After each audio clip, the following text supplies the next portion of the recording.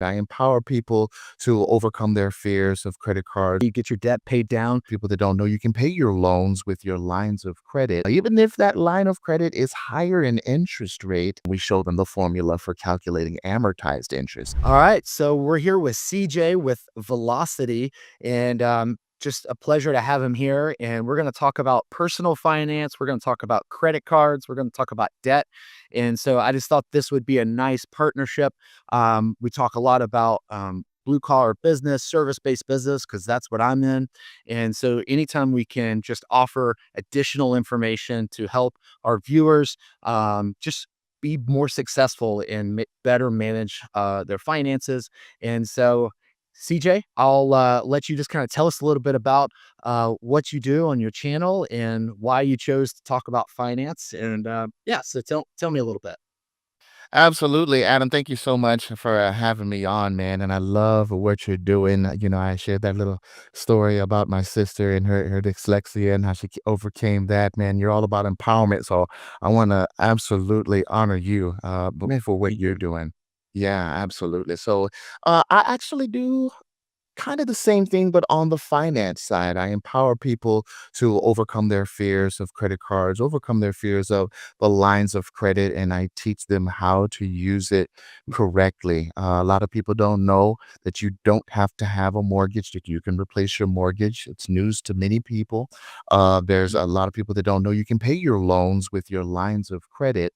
Even if that line of credit is higher in interest rate, and, at first people are like, what in the world? Why would you pay a debt with a debt? But it's all about the math. And we get into that, right? We show them the formula for calculating simple interest, let's say. And then we show them the formula for calculating amortized interest. And then their eyes are opened and they are empowered to make the correct decisions when it comes to, paying off what they need to pay off: car loans, student loans, home loans. Yeah, no, that's awesome. Do you get into talking about once you kind of cross over that threshold, okay, you get your debt paid down, then what? Do you go much into just talking about the next steps after getting out of debt? It's something you should ask that, because I remember being told, I think it was back in 2017, what's next? After you get all the debt done with, did you know, CJ, you're still at 0? And I said, "Oh, that's right. I'm still on the ground." And he said, "Well, it's a good thing that now that you know how to pay off your loans, you can get some more to build leverage, to build assets, right?" And so there's a difference between debt and leverage. Debt is buying consumables, right? Buying liabilities. Leverage, of course, is buying assets, and that's what we want. Yeah, yeah. And so the first thing that comes to mind is a book I read many years ago when I was a kid, and I read it every couple years. Is Rich Dad Poor Dad. He obviously talks a lot about that type of just those ideas and concepts. I- How has those types of books, and if not that book, what books or material has kind of influenced your thinking around this? Oh, man. So, Killing Sacred Cows, 1 and 2 by Garrett Gunderson, man, and the whole Wealth Factor family kinda transformed my thinking on the whole debt thing. Because I grew up, listening to people that said, "Hey, cut up your leverage, cut up your credit cards. Don't do it. Don't do it." And I was like, "Oh, okay," and, when I came across, this individual, Garrett Gunderson, and others, like Robert Kiyosaki as well, I saw another aspect to capital, where you can take that capital, you can get a loan, you can get in debt, but that debt can pay you. And that kind of transformed my thinking from a foundational level. So this was before the channel. This was before I even knew about velocity banking.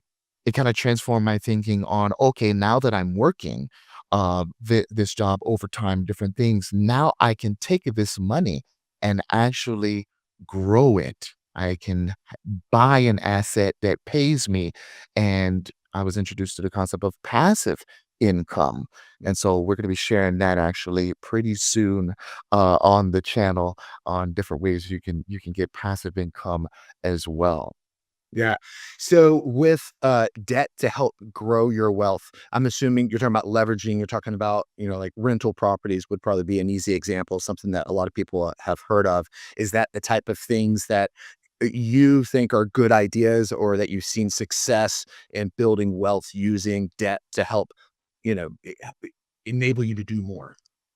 Absolutely. So when I talk about, and I'm glad you brought that up, I'm definitely talking about education foundationally.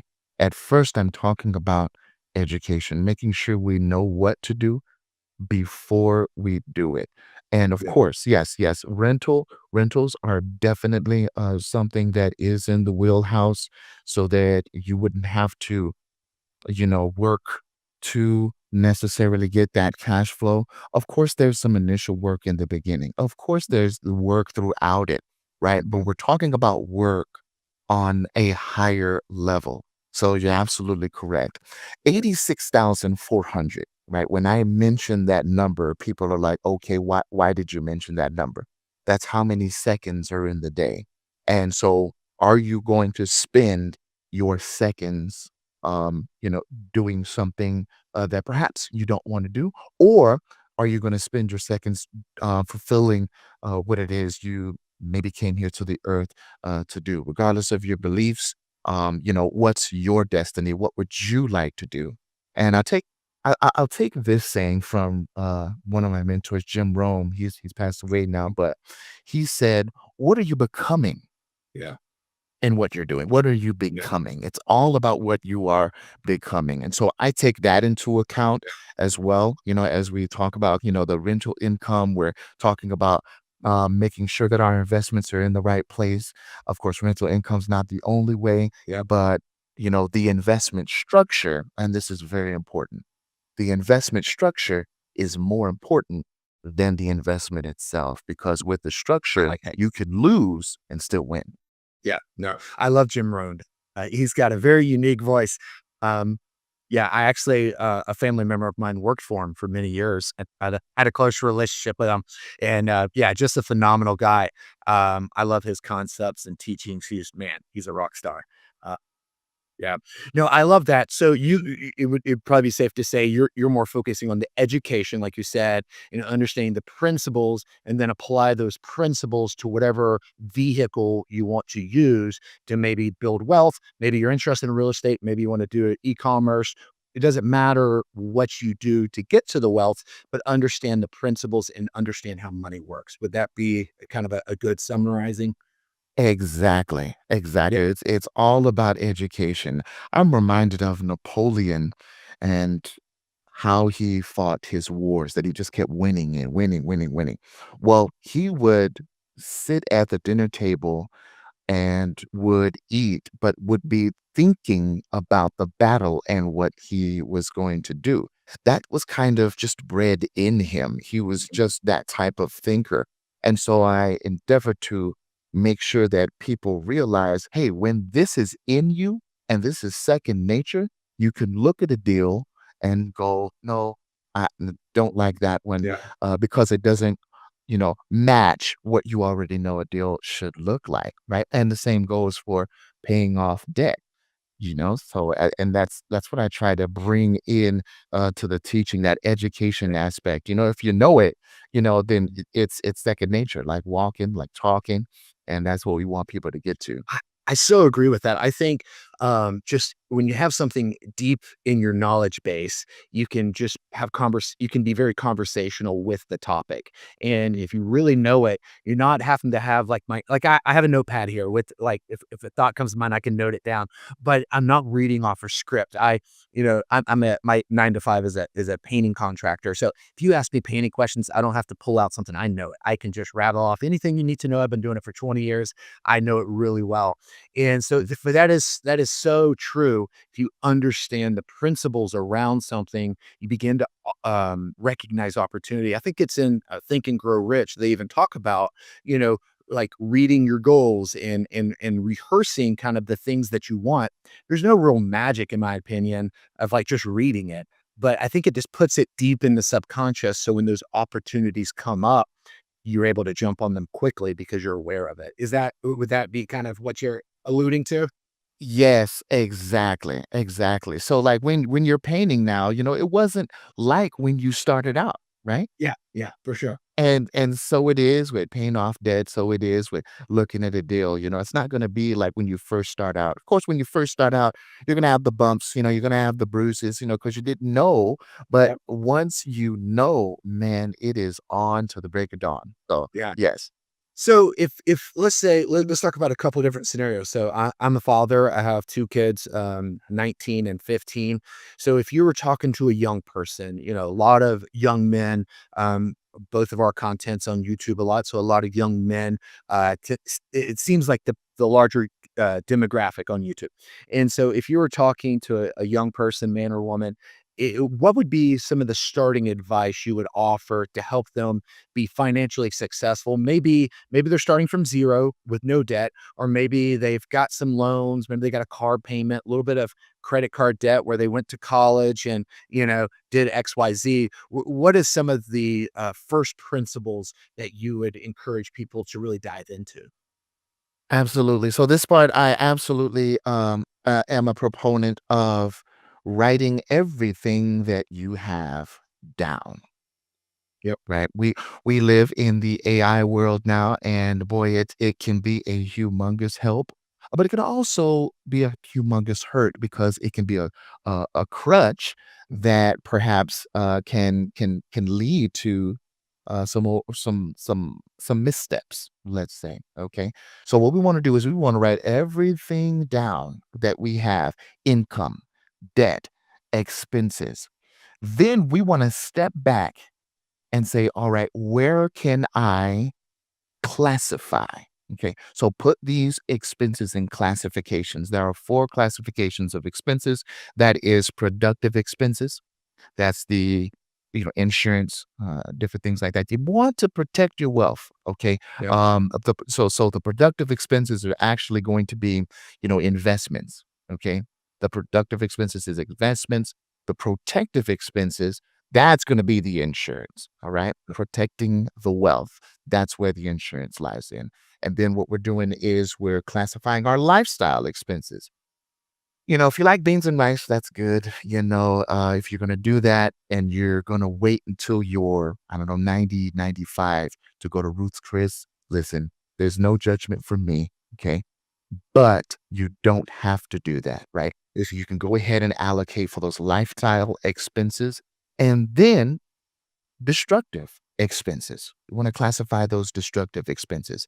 And then we want those to be as low as possible or eliminate all of them. What are destructive expenses? Well, I mean, maybe the membership at the gym that you don't use. Maybe it's the book membership, or whatever membership that maybe you don't use. Hulu membership, maybe that's something that you can say, okay, you know what? I'm going to go ahead and take this cash flow and I'm going to put it into a productive expense. And so once you start doing that, get in the habit of doing that, it'll become second nature. And you'll watch your savings or your checking account grow.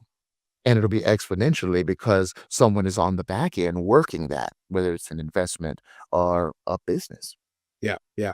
So, I mean, would that be kind of the equivalent of just budgeting, kind of, but not just budgeting, but also breaking that budget into categories so you can more productively see where you're spending your money and manage that? Would that be a good way of thinking about it? Exactly. Plus, it gets people curious as to, why you do that. Yeah. you know and you can see the whole logic behind it is to get you inside of a mind frame where it does become second nature. Maybe a lot of people don't know about that, but once Yeah. they know, it can become a part of them, and now they're classifying without even thinking about it. Oh, that's a destructive expense, we're not going to use that. Oh, that's a Yeah. productive expense, let's do that. And Yeah. then once you automate, so after you've done the four expenses, let's do some automation. Have you ever heard of like auto pay? Oh, yeah. Like you're paying, pay automatic. Well, listen, what's wrong with paying yourself? Yeah. What's wrong with paying yourself $50 a week? Guess what $50 a week adds up to? It adds up to 2 month that you have, and it's automatically coming to you. It's like Yep. you're paying yourself, right? Yep. And so what are you gonna do with that $200? Well, do you need a debt paid down that you're going to increase that cash flow? Well, let's go ahead and pay it down so that we can capture that cash flow. Yeah. When it comes to if you were talking to someone who maybe's already accumulated some debt, maybe they're starting career early in the career, what do you have any advice for people who are kind of seeking out help or advice for career direction? I do want to circle back to AI because I am interested in some of that. It's an inevitable kind of part of our life. It's going to be more so in the future, but just for a young person or maybe someone who's in the middle 40s, 50s, well, what thoughts do you have around career choicing or choice and how to kind of think through some of that? Man, that's a great question. So the career choice, I would automatically want people to be educated on getting ahead of the curve. We are in the middle of a humongous disruption. Yeah, But if you can get ahead of this, it would absolutely prove to benefit you not only in the short run, but in the long run, because it's not 1980 anymore. yeah, Okay. Not 1960s. I mean, the landscape as far as careers have turned out, it's changed and it's yeah, changed dramatically. Perhaps you want to think about, hey, is an online business better for me, especially in the AI sector? Is that something that I see myself doing? What do I like to do? You can monetize that. I actually tease my wife and I'm like, hey, the first person that gives us any money, I mean, it can be 1 penny for this sour cream pound cake that I make, I'm gonna go ahead and turn it into a business.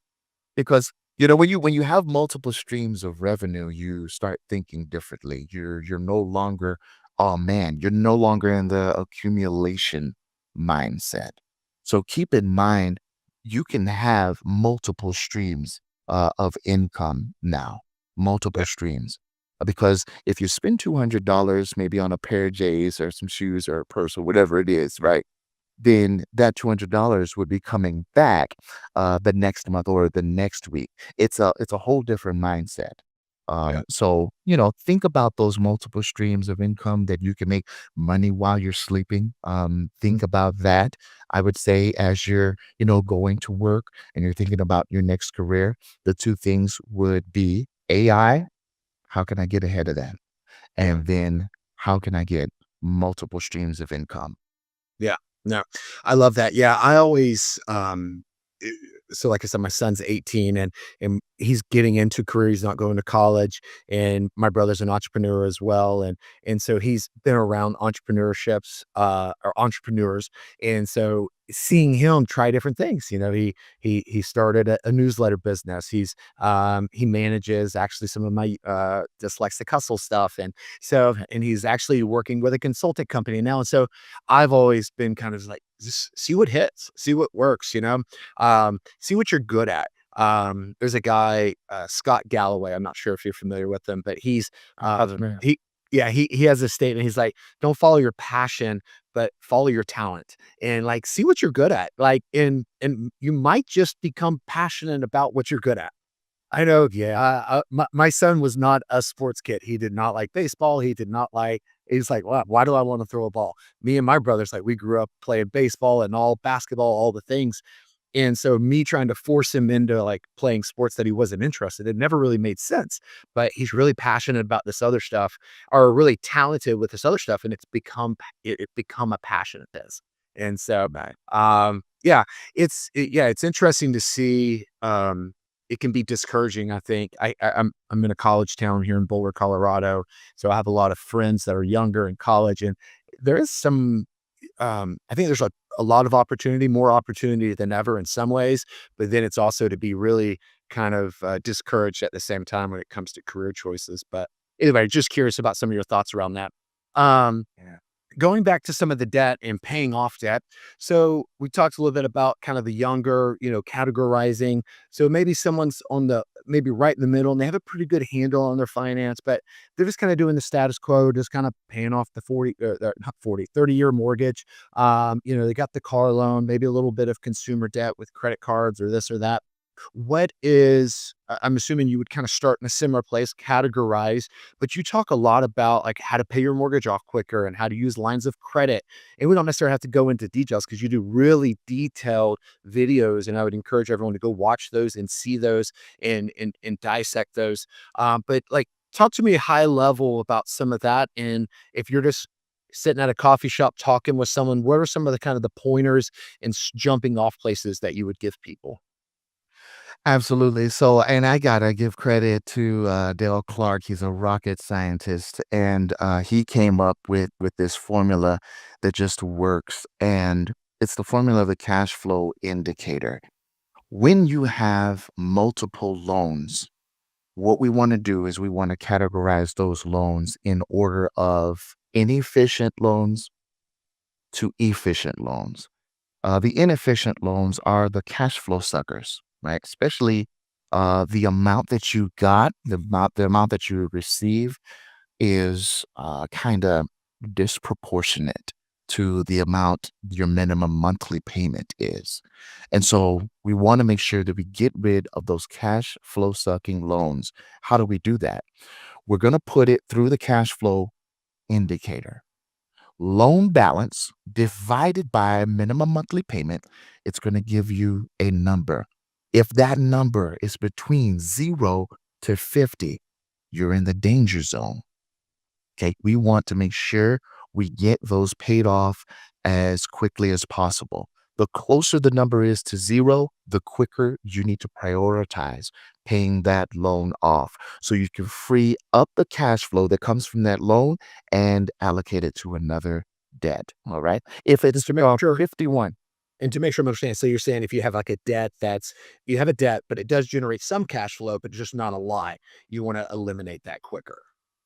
right. So a debt, like let's say a car loan, right? Yeah, $50,000 car loan. You have maybe $739 is your payment, right? Yeah. What you're going to do is you're going to place that $50,000 on top. It's the numerator, divide it by that minimum payment of the $739. That number there is going to be between 0 to 50, 51 to 99, or 100 and above.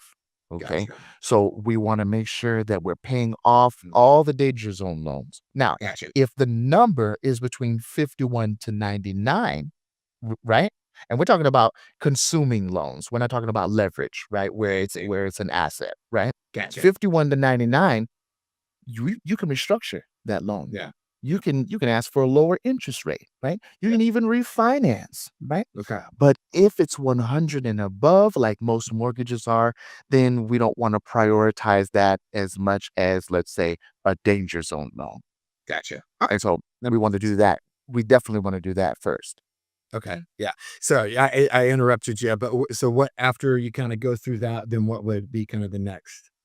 Absolutely. So a lot of people, they look at that interest rate and it puts them in fear, man. I mean, so that's where we come along with education and start empowering them. Let's not look at the interest rate anymore. Okay. Mhm. Listen, 7%, 10%, 30%. Don't worry about that. What we need to focus on is time and balance. Time and balance is going to do more for us than looking at the interest rate alone. And this is what I mean. Why is it that $500 a month going toward a payment is not as good? And I'm talking about $500 extra a month going towards the principal. It's not as good as $250 every 2 weeks. Why is it why is it not as good? Why is the lower number, that $250 biweekly, better than the $500 a month? Because with the $250 biweekly, you have 13 full payments. Yep. With the $500 a month, you have 12 full payments. So what we're doing is we are hitting the principal because Mhm. any extra amount, you don't want to allow the bank to just split it up any way they want to. You want to hit that principal. So you're going to deploy that capital towards the principal. And the more frequent you do it, the more you're going to save in interest. Yeah. But it's Yeah. the same amount, right? But you're doing it more frequently, right? Gotcha. Yeah, yeah. Because 26 payments equals 13 full payments. Yeah. No, I love that. Yeah, I've heard that 'cause, a lot of people talk about that in regards to their mortgage, make an extra payment or things like that, but you don't hear people talking about that as much with, like, a car payment or things like that. Right, Because exactly. that extra payment is going directly to principal, not going towards the interest. Yes, Yeah. is Ugh. going towards the principal. Well, why do we want to do that? Well, we want to do that because the interest is feeding off of what? The principal. Yeah. See, there's a relationship there, isn't there? Yeah. There's a host and parasite relationship, actually, right? Because the interest is feeding off the principal, and the bigger the principal, right, the bigger the interest, right? The interest dollars. But the smaller the principal, the smaller the interest dollars. That's why we want to make sure that we are hitting the target, which is the principal, as much as we can and as fast as we can and as frequently as we As can. well, I think and correct me if I'm wrong here, but it's kind of like Warren Buffett has always talked about compounding interest is the greatest tool, and he's talking about it, for building wealth. And when we're doing the reason that banks loan you money is because they're making a lot of money. And so there's a reason why when you drive into a big city, the biggest buildings are bank buildings. It's because they made a lot of money. And so you're kind of you're shortcutting their money making opportunity by the compounding interest, and you're taking back some of that so that you can try to get back to zero, and then you can start using compounding interest to make yourself wealthy rather than make the bankers wealthy. Would that That's be right. yeah. Oh, that's perfect. And to maybe the people that are like, well, I could never do it. Remember, folks, this actually works with even negative cash flow. We don't know what we don't know. Okay. Yeah. We don't know what we don't know. And when you are in a forest or, you're in a place where you don't know, how you're going to get out of it. Well, one thing we do know about that situation, and that is we cannot solve the problem with the same mentality that got us there. So all you got to do, right? Get out of the people that maybe aren't helping you out when in regards to the finances, and get on the road towards that debt elimination. Get on the road towards that passive income if that's Yeah. what you want. Because once you get on the road, you've already won. Yeah. Yeah. Yeah, you gotta get around people that are gonna elevate your thinking a little bit, and then also you need to get around people that I grew up very poor. I grew up, my mom was a single mom, 4 kids making, less I think I said 20 in one of my videos. I think it was actually like $17,000 a year. I was like, "We were poor." It's so and so but getting around people in today, you know how old are you? We Yeah, I'm 44. 41. Okay, so I'm 41. So all right, so we're kind of same. So like when we were in high school, like YouTube wasn't a thing. Like it wasn't easy to get this type of information. And so even if you don't have a personal relationship with someone, I mean, you got people like yourself who are teaching. And so if you seek out this information, there's lots of good information out there about elevating your thinking. And you don't have to take everything hook, line, and sinker, as they say. You can say, you know what, I really like that. That aligns with kind of my worldview or kind of how I want to do things. And maybe there's this other financial guy that kind of has a little piece that I like about that. And you can kind of but just get educated so you kind of understand because math is math. Math, it doesn't care what your education is. It works the same no matter what. Use it to your advantage. Right, right. So that's interesting, man. Because my mom told me a story about how she was, a little girl, man, and she would try to find nickels on the sidewalk and on the road to help her mom, out. And my mom was told by our granddad that a woman's place is not in the military, right? Well, guess what she did? She went to the military, retired.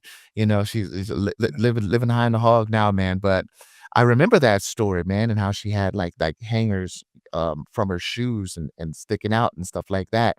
And, I was like I was really touched by it, and, man, I gotta commend you, man. It's amazing where you've come from to what you do now, man, you know what I mean? What was that motivation for you, to, like, start the painting, business and to get into painting business?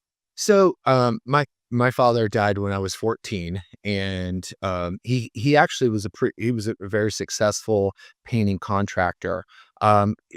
Through just some unfortunate events and some of his own demons, when he died, pretty much lost everything, and so left my mom with just kind of holding the bag. And she was a school teacher at a small private school, not even an accredited teacher, so kind of like a preschool type teacher. And then, she was a teller at a bank, making minimum wage, just above that. And then she put herself through nursing school, and then she became a manager, in the nursing world. And then she ended up getting into, my brother is in e-commerce, and he, brought her on board, and she adapted and learned technology and did all that. So she's a fighter. And so seeing her fight and just not quit, also me being dyslexic, I always tell people crippling insecurity will motivate you to do a lot, if you harness it the right way. And, I didn't want to be poor. I didn't want to be poor. And I got married when I was 19, been married 21 years, and I so congratulations. Yeah. Yeah. So I didn't want to be poor. I didn't want to be unsuccessful. And I felt like, I had great people around me, but in my head, I was thinking, I don't know how I'm going to do this. I'm going to have to work harder than everyone else. And sometimes when you just got your head down, you're just plowing through, you look up and you're like, well, the field's plowed. Now, I'm a hiker. I'm say I'm a hiker. I like to hike, and if I'm looking and I'm always thinking, oh man, I still got 5 more miles to go. That's discouraging.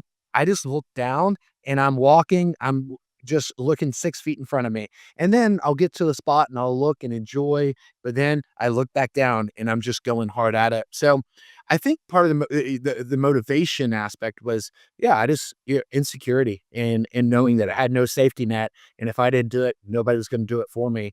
And I had good people around me, and I know not everyone has that, and so I do feel fortunate in that aspect. But, that's why the channel's called The Dyslexic Hustle, is because there was a lot of hustle, still a lot of hustling. I was hustling before I came in to do this, podcast, and, I was out doing estimates before this, and when I'm done, I got a couple meetings, about painting. And so, yeah, it's just always, when I lack in knowledge, I make up for in hard work. Yes, man, that's where it's at. And Yeah. but I'm always trying to learn, and because I see a lot of people just working really hard, and I'm like, "Man, if you'll just pause for a minute, learn a little bit." And that's what I love about what you're doing. It's like, learn a little bit about the finance, learn what the steps are. I don't spend a lot of time watching, like, mindless TV, or even, I'm listening to financial podcasts, business podcasts, business books, and I'm just focused on being a good parent, being a good spouse, and making money. Yeah, yeah, good, man. That's Well, awesome. what about yourself? Because I mean, it's not, what's your motivation? Because I mean, all of your videos are very like teacher. I mean, I feel like I'm sitting in like a college course learning about finance. I wish more classes would teach this kind of stuff. What's been your motivating factor to help people? So my motivating factor to help people was, when I was in my apartment, um, man, I was paying credit card with credit card, right? Yeah. And I was like, "Man, is this is this gonna be, what I'm all about? And I remember there was one time I had and I was so proud of this moment, man. I had paid my car off, you know what I mean, and everything. I had done everything that the financial guru said to do, man, and my car broke down. The engine had I think it was a blown gasket or something like that. So I took it to the car maintenance place to get it fixed. I thought it was fixed. 2 days later, it broke down again. Well, I had saved $9,000. $9,000.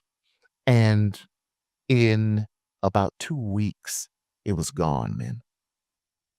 It was gone.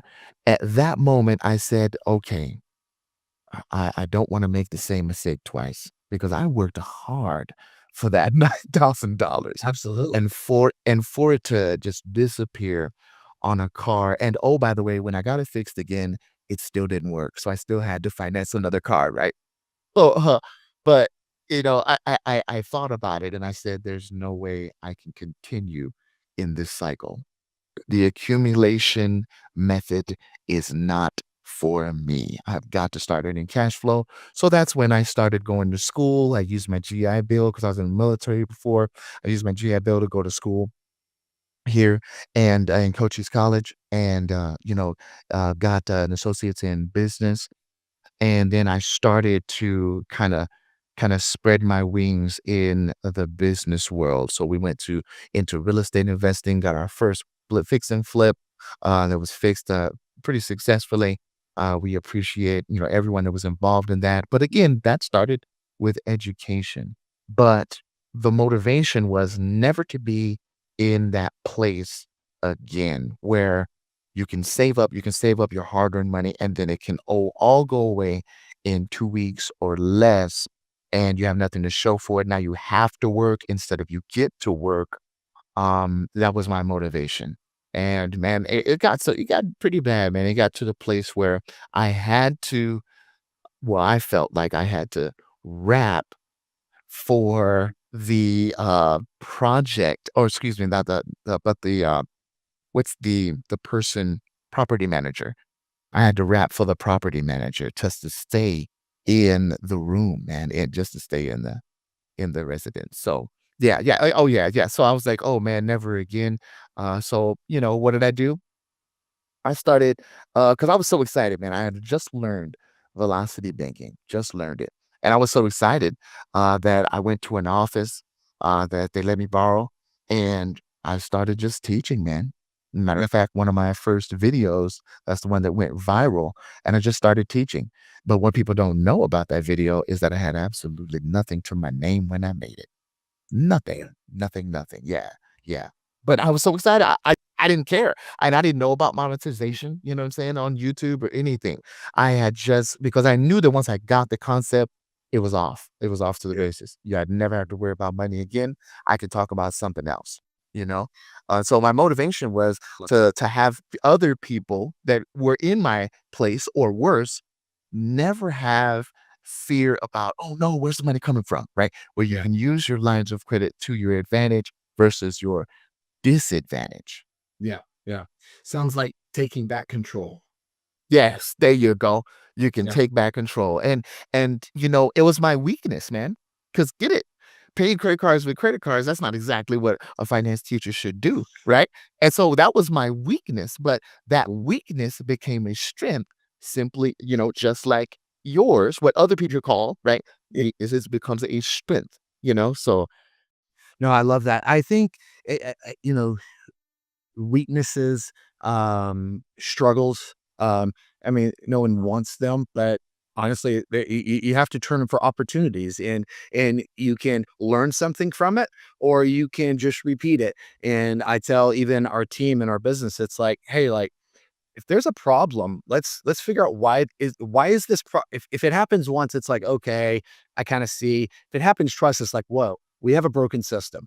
What do we need to fix? I don't want to deal with the same thing twice. And so let's fix it. What do we need to address? And I think we maybe as a business owner, it's easy to think about that in a business context, but we need to do that personally. Fitness, sleep, food, everything. It's like we want to be healthy, we want to be financially secure. We in my situation, my wife works with me in the company, but she does a lot of admin, a lot of bookkeeping. She does a lot, but I'm responsible for kind of steering the ship and driving it. And so you really have to learn. You have to be willing to recognize when you're insufficient in certain things and not be insecure about it, but learn to overcome those things. Uh, And do you feel like a certain pressure, having to have that role of being, to steer the ship or whatnot? And how do you take care of that? You know what I'm saying? Like, Absolutely. I've, kind of a little on topic, but out of the finance thing a little bit. But you know, I've been listening to multiple podcasts recently about like relationships and the dating crisis and all these different things, and it's interesting to hear like what women think and guys, and when I'm listening to these guys talk, it's like, oh yeah, that's like absolutely that's how I see it, and it's like if I was to lose my ability to provide for my family, like, I lose a lot of value, like, it's a very, like that's a very hallmark type thing in my of what I do. It's like, if I can't do that, if I can't protect my family, if I can't provide for my family, like, that really takes a hit on my self-esteem and honestly of what I spent my life kinda doing. So, I think navigating it a couple ways is the headspace is hard. We moved to Colorado 7, 8 years ago, had a modestly successful business in Florida, painting space, and we did well, but it wasn't nothing like what we have now, and we took a big risk. We uprooted, shut down the business, started a new business in a place that we've never lived, didn't know anyone, and started from scratch, and best decision I ever made in my life, and, yeah, there was no safety net, so I think the question is like, how do I handle what's the pressure? Yeah, I mean, it's relentless, the pressure. And you have I think something that's really good for me is, and I think, um, gosh, I forget their name. I think it's the Diary of a CEO. They've done a couple podcasts about like masculinity and relationships and different things. And the guy I mentioned earlier, Scott Galloway, was on there with another girl, and they were talking about this. And I think it's so true. There's a weight that we have of as kind of the breadwinners of a family. But one of the things that's been really helpful for me, and they actually encouraged it, and we're seeing more of this, is having small groups. And you kind of see this in religious communities, in a church or synagogue or whatever. But having a community is really what it is being able to have conversation like this. We don't really know each other that well, and so we're getting to know one another, but we're able to relate because we have a similar backstory and we've had hardships and you're able to talk about it and just being open and transparent. Don't whine. No one wants to hear you whine about it, but let's talk about it and find solutions. And I think I've had the benefit of having specifically other men who are in similar walks. I have a brother who's in the same kind of space as I'm in as far as being an entrepreneur. That's been really helpful. And, you know, I have a friend of mine one time we were talking about just like, you're a parent and you're a husband and you're running a business and it gets hard sometimes. And he's like, yeah, it's hard. Yeah, it's hard. But it's like, yeah, it's just hard. Yeah. And there's nothing to take away the hardness. It's like if you're running a marathon, when you get to the end, like it's just hard. You're tired, and you want to quit, but you can't. You just have to keep going. And so really, I think what the community does is like, hey, yeah, like you're not the only one that's having hardship. You're not the only one that feels that pressure. That's a normal thing to feel that pressure, but you have to stay consistent, push through the pressure, get to the other side and figure out what it should look like. And, a little bit of uncomfortableness is a good thing. Like put your hand on a fire. Like that uncomfortableness is telling you you should move your hand because if you don't, you're going to get permanent damage. And so that uncomfortableness can be a really good thing.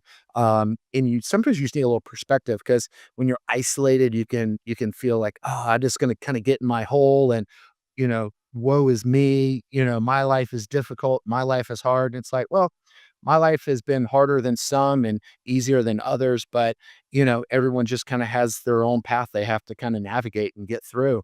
And so I think community and having some thoughtful people around me has been a great thing. Um, Yes. Seth Godin, notorious blog writer. Not everyone can get a mentor, but we can all have a hero. And, we may not, I don't have access to a relationship with, name your favorite CEO, but today I can watch a lot of their stuff online and I can learn from them and they can be my hero. So I may not know Superman, but I can find him online. Yes. Oh, man, that's good. That's good. Yeah, that's But perfect, man. how about you when you were kinda in those darker moments, you saved up this money, you're feeling on top of the world, and you get that gut punch, and you're spending all the money, and you have to take out another loan to get the car, and you just feel like, "The hell with this because this isn't working, and I'm just gonna" you know, who knows all the different thoughts that you have, but what was kind of the motivating factor? How did you kinda navigate those difficult times? Yeah, man, I had to pivot. I had to pivot. I had learned even before that that it's not going to be any different if I continue on in the same vein.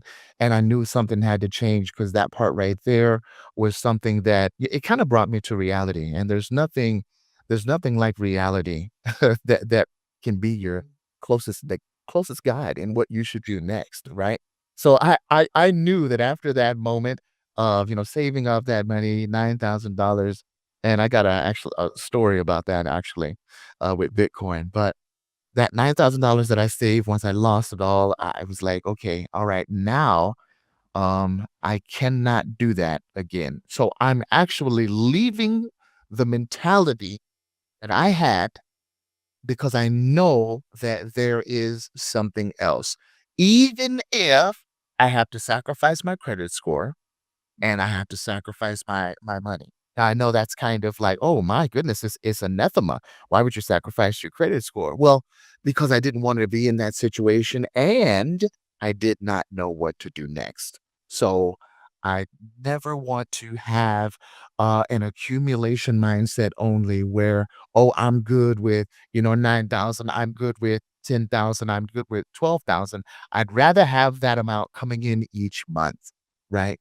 Even if it's $500 coming in each month, I have to stack the cash flow, because when I spend it today, well, I'm getting it back tomorrow, right? Okay, all of the $5,000 is gone this month.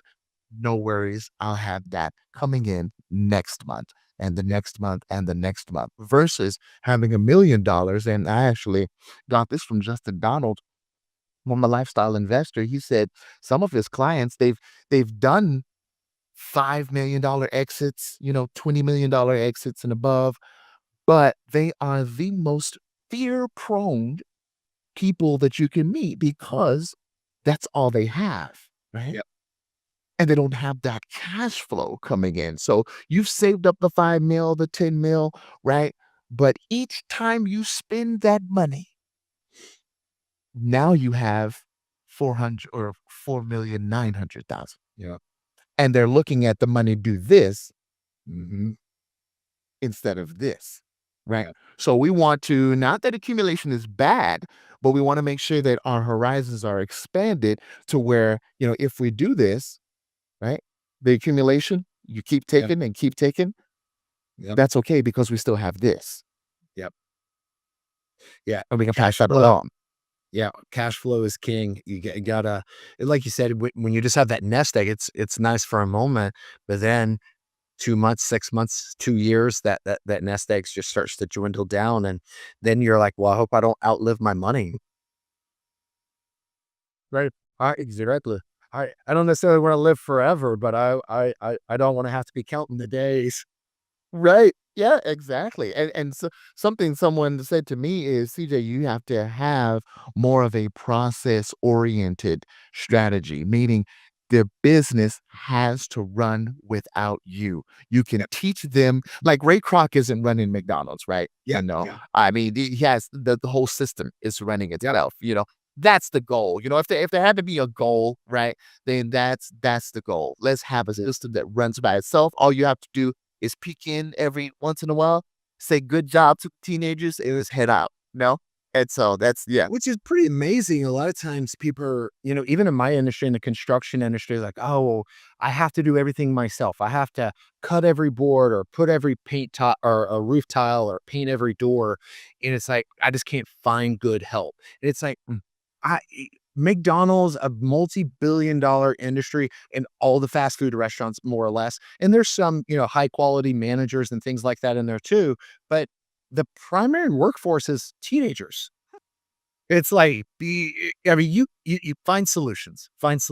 No one's if you find solutions. Yeah. Uh, perfect. No, perfectly. The couple things you said that I wanted to comment and have you elaborate on. That you talked about the thinking, and I know one thing that Jim Rohn has talked about in his different lectures, and a lot of people have repurposed it too. But it's not necessarily um, the money you make in the process of becoming a millionaire or whatever it is your target, but it's who you become. And because it's why so many wealthy people can rebuild that wealth multiple times is because they've learned the principles, which is what you're teaching about finance and whatnot. And that's why I think it's so important that people learn about it, because it's not necessarily about a destination. I know that's kind of cliche and overused, but it really is about what you learn during the process. It's why I could take my business that was in Florida, shut it down, start over, and make it even more successful is because of what I learned in the process. So I just wanted to comment on that. I think it's so important, that the mindset and the teaching that you're highlighting is really is important for, because it's not just a singularity thing that you're learning. It's that deep knowledge that we talked about earlier, because it compounds their building blocks, and you're just kind of building a foundation, building that a little higher. And the bigger the foundation, the more you can learn, the more resources, the more tools you have to use. So Absolutely. Man, that's now, perfectly said. now you talked about, I want to ask about Bitcoin, but before we talk about Bitcoin, I think you said that you referenced like the reality, or being real, and just having that rawness. Um, Elaborate on that a little bit, because I so relate to that. Yeah. Okay, so there was a time where because I told you about the $9,000 fiasco, right? Yeah. At the time, Bitcoin was just coming out. I think it was 2010 or something, 2012, right? And I had to put $25 in. And I just wanted to dabble with it. Well, Yeah. the following year in 2013, I only put $25 in, but in 2013, I took $125 out. So I sold the Bitcoin, $125.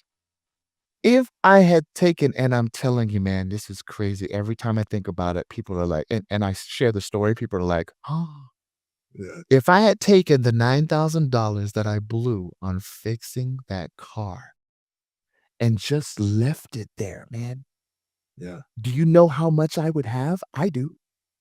Right now, $5.5 Wow. million. Yeah. Yeah. And so you don't know what you don't know. I Yeah. didn't know about Bitcoin, and knowing about an investment is much better than the investment itself, because the truth is, there are no bad investments, just uneducated or misinformed or uninformed investors, because people are making money whether the market is up, sideways, or down. It's all in what you know. And in being real, it's sharing stories like that. Like, I don't know everything, right? I didn't know that the credit limit would get cut down, right? Yeah. What do you do when that happens? Well, we start restructuring things. We look at the client's all of what they have. And we don't stop there. Why? Because it's the knowledge that's going to keep us thriving. You don't need, you have to live without a need of anything, right? A little line of credit you don't need, savings account you don't need, IRA you don't need. What you do need is this, right? How do we create wealth? Because before savings account, people were creating wealth before savings accounts, right? Whether they were salesmen or whatever it is, it's just a different tool, right? And so that real aspect, man, of just being like, you know what? Let's look further into this. I don't have the answer now, but I'm going to get it. Yeah. And we do, right? If there was, like I use an app called the Money Max account. I just put the income and the debt, the expenses in. It shows me, okay, if you want to pay off this car by that time, let's do it like this. And it shows me a process. Not everybody has that, right? Yeah. And so that's when we slow down, get to their level, and then take them up. Yeah. No, I love that. Yeah, on the Bitcoin, I don't have any holdings in Bitcoin, but I know many people who I don't know any like multi-millionaires from Bitcoin, but I know people that have made hundreds of thousands in it. And yeah, it's you're talking about. I'll just make my thoughts on it is when if you're doing things like a Bitcoin, my encouragement to people would be don't take your whole life savings and throw it in there and think that it's just gonna jump, because, some of those things you don't have any control over, right? And so, Right. but, I my son was wanting to mess with it, and I said, "Put it don't put any more money into it that you wouldn't be comfortable laying in the middle of the floor and catching on fire, because that might be what happens. It might double, it might triple, it might 1,000 million X, but it is a little bit of a gamble. And so I'm historically my brother's a little bit more of a risk taker than I am, but I like the boring and basic when it comes to like the lists and stuff. And it's funny because people will talk about they're like, because I'm an entrepreneur and I have my own business. It's like no money is guaranteed. The only money that's guaranteed is the money I go out and make. I'm like, yeah, but I trust my ability to go out and shake the trees and make some stuff fall more than the whims of XYZ, Right. So I think a little bit of wisdom around some of that stuff is also needed. And so I wouldn't beat yourself up too much because it could have gone the other way. It's true. That's very true, man. And guess what? Would I have oh man, this is something. Would I have the impact on people? I know there was one comment that said I was $250,000, $250,000 in debt. Now I have $1 million in assets. CJ, keep doing what you're doing. That's You awesome. know? And there are some things that are way more valuable in life than money. You know what I mean? Things like that, because that's a person who's gonna teach their children now, Yeah. and that generation, I had a hand in that, you Yeah. know, just like you do, you had a hand in Super impactful, yeah. I mean, and yeah, I think that's important, like, what you just highlighted is, like, it's not just, like, money's the most important thing, but money can't buy happiness, but it's also nice when you don't have to be worried about where you're gonna buy your kids clothes or, right, if they're gonna cut the power off or, if you have a family member who has a financial hardship that you can say, "Hey, I can help with that. I can cover that expense.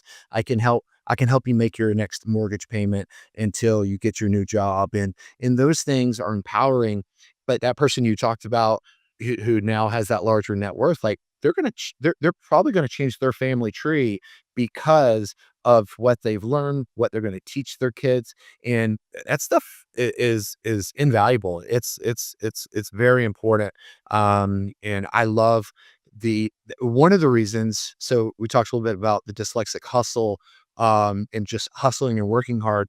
But honestly, the real driver on talking about dyslexia is I grew up very, very insecure about dyslexia and because I can't read well. I mean, if you were to hold up a book, I mean, my daughter in the 3rd grade could read better than me. Now, there's tools and ways around that now, and it's easier for people to excel in certain things now. But in the 90s, that wasn't the case. And so when we started having kids, I was like, I didn't want my kids to feel insufficient if they were dyslexic because it's hereditary. My son turned out not to be dyslexic, but my daughter did. And so it was really important to me that there be a proper education and understanding of what dyslexia is.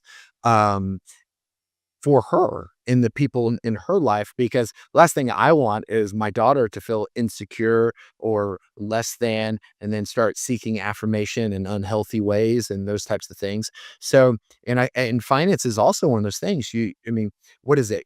Money, finance, religion, politics. These are all the things that we shouldn't talk about. And that was the taboo we shouldn't talk about. But honestly, I think it's the things we should talk about the most because Yeah. they impact us the most. And it's like, yeah. So, man, I so appreciate you taking the time and just kind of sharing your vision and your heart and all the different tools. And I would encourage everyone, there's just dozens and dozens, hundreds of videos about finance, and you do really deep dive educational style teachings on these topics. Are there any other things that people can get from you or stay connected? What's the best thing for them to do? We'll link it in the description too. But tell us the best way to communicate with you and learn from you. Absolutely. So it's the velocitychannel.com. It'll absolutely go to the email, and I'll make sure that you get connected, and it'll be most likely to me or one of my team members, but I'm the one that does the debt elimination roadmaps. I'm the one that makes sure those newsletters, go out to people, giving them tips on how to pay off different debt obligations, man. I mean, student Yeah. loans, we have the car loans, the home loans, uh, even payday loans. Okay. And I actually have a proof of 960% interest. Yeah, on some of these payday loans, man. And so, but we get them paid off, man, because we don't focus on the interest, as well as much as the principal. And that's the secret. But of course, we want to stay away as much as we can from the payday. Well, bottom line is we'll help you get it all paid off. So Help them wherever they are. Yeah, definitely. exactly. Yeah. Well, man, thank you so much. So appreciate your time. We'll link to everything in the descriptions and we'll have to do this again. And yeah, thank you. Awesome. Adam, keep doing what you're doing, man. Empowering people. God bless you. All right. Bless you. Thank you, Sarah. All right. All right. Bye.